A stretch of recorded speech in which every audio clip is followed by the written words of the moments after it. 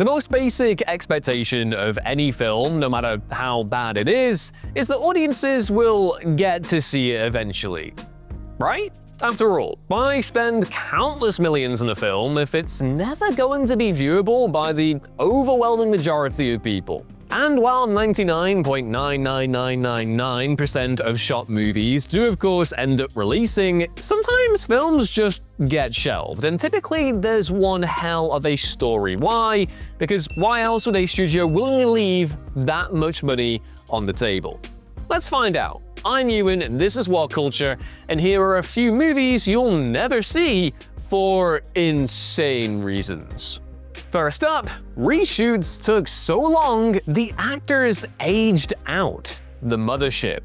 In summer 2021, Halle Berry shot a new sci-fi family drama for Netflix called The Mothership, which was mounted as the directorial debut of Oscar-nominated writer Matt Charman, who wrote Bridge of Spies, a great movie.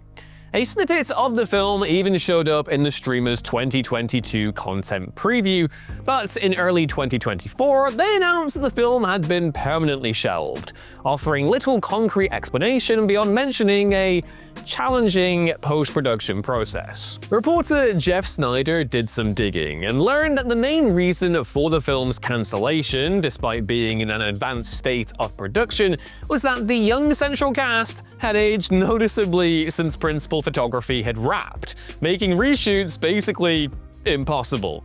You'd get like a whole radioactive man situation in The Simpsons, you know, with the whole Jiminy Gillikers thing. It would not look good. One can infer that the reshoots were substantial enough that it wouldn't be practical to digitally de-age the actors. But even so, tossing out an entire movie because reshoots couldn't happen in a timely fashion is hog wild. Then again, it's possible the movie simply wasn't coming together satisfactorily, given that Netflix's chief content officer Bella Bajaria said, quote, "Everybody just felt like it was the right thing to not do it." Considering some of the low-rent content Netflix has freely released over the years, just piling on that slop, well, that's pretty damning. Next up, the audio was lost in September 11th. Bang the Machine. Reasons for a movie never being released don't really get much sadder than this. Bang the Machine was a documentary that chronicled the best Street Fighter II players in the world and was in post-production in the middle of 2001. However, the 9/11 attacks of all things ended up halting the movie's completion because the film's master sound tapes were stored in a building directly opposite the World Trade Center's second tower. Yeah, when the production team could finally access the building, the tapes had been incinerated, meaning that there was no way for the team to finish post-production. The only small solace was that director Tamara Kapepu had a rough cut of the film on VHS, which was actually screened at the South by Southwest Festival in 2002, but because this rough cut contained unlicensed music, it could never be commercially released. And so, without the original sound files to work from, Bang the Machine will sadly remain unreleasable forevermore. And while many fans hope that a copy of the film might leak online eventually, almost 25 years later, it's still nowhere to be seen. Next up, just in case you'd forgiven Warner Brothers, it was shelved for a tax write-off. Batgirl. In March 2022, Warner Bros. Live-action Batgirl movie, starring Leslie Grace and directed by Adil and Bilal, who directed Bad Boys for Life, wrapped principal photography.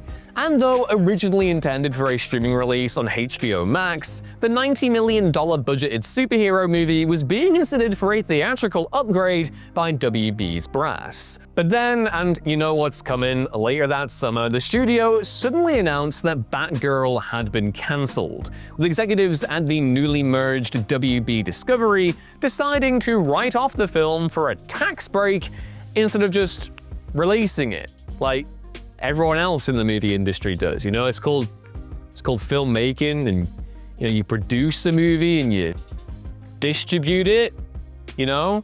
But who am I to argue with David Zaslav? He has so many great ideas. I sure do hope that David Zaslav shares his ideas with the world for years to come.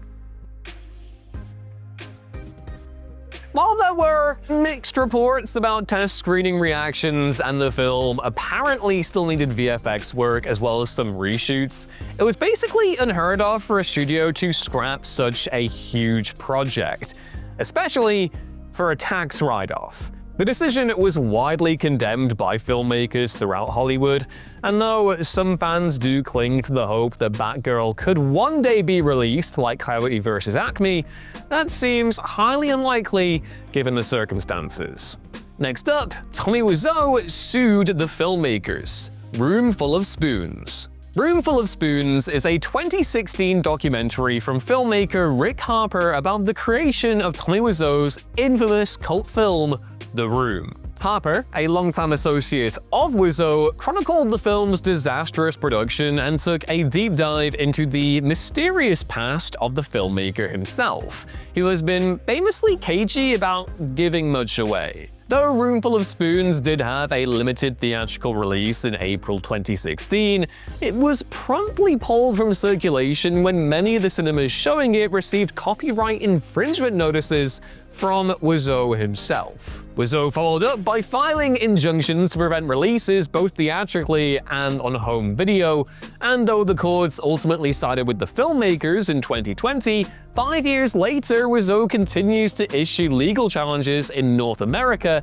in an attempt to block its release. Basically, as long as Wiseau has money to his name, it seems like he's hell-bent on ensuring that nobody gets to watch the documentary, so don't count on it ever being freely available. Next up, the director screened it to the press without permission. The New Jersey Turnpikes. The New Jersey Turnpikes is a 1999 sports mockumentary in the vein of This Is Spinal Tap, revolving around a titular failed basketball team and starring Kelsey Grammer, Orlando Jones, and Jason Segel. Shooting was completed without incident, but test screenings were, well, they were not good, prompting Universal to order a round of reshoots, which director Brian Buckley just refused to do. The reshoots vastly improved the film's test screening score, and an irate Buckley responded by screening his original cut at the Tribeca Film Center without notifying the studio. It's really awkward, but also really funny. This led to a few outlets actually reviewing the film, most notably MSNBC and Ain't It Cool News, and though this coverage was mostly positive, it obviously wasn't the film Universal was planning to release. The studio was ultimately so upset with Buckley's conduct that they cut ties with him altogether, refused to spend marketing money on the film, and eventually decided to just take it around the back and go bam, bam, bam, bam. Maybe just some gasoline on there as well in a little match. And they killed it, basically, is what I'm saying. So yeah, more than 25 years later, the New Jersey Turnpike still hasn't seen the light of day and seemingly never will. As for Buckley, well, he's doing just fine, having received 2 Oscar noms for directing short films Assad and Saria in recent years. Next up, O.J. Simpson's arrest. Frogmen. Frogmen was a made-for-TV movie that NBC intended to air in late 1994 to serve as the pilot for a potential TV show focused on a squad of US Navy SEALs. There was a major, wildly unexpected snag, though. When the film was awaiting release, star O.J. Simpson was arrested for the murder of his ex-wife Nicole Brown Simpson and her friend Ronald Goldman. Yeah, calling that a snag feels like a bit of an understatement, but anyway.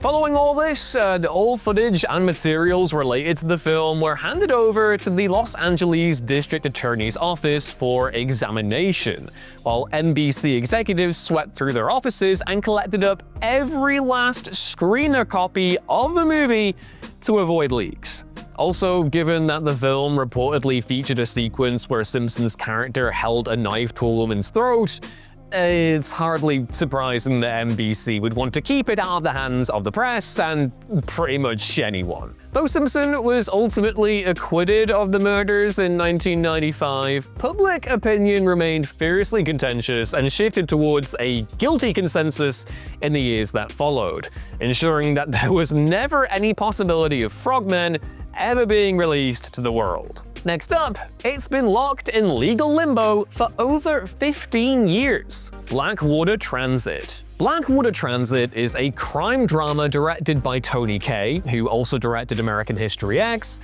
that stars Lawrence Fishburne as a shipping executive who crosses paths with a dangerous smuggler, played by Carl Urban, in post-Hurricane Katrina, New Orleans. Though shooting concluded in August 2007, in the years that followed, the film became tangled in a legal challenge from financier Aramid Entertainment, as the production company had failed to complete and release the movie in the time frame agreed with Aramid. A settlement was eventually reached in 2014, though to this day the film's status remains up in the air, likely complicated by the fact that rights holder David Bergstein was found guilty of fraud in 2018 and sentenced to 8 years in prison.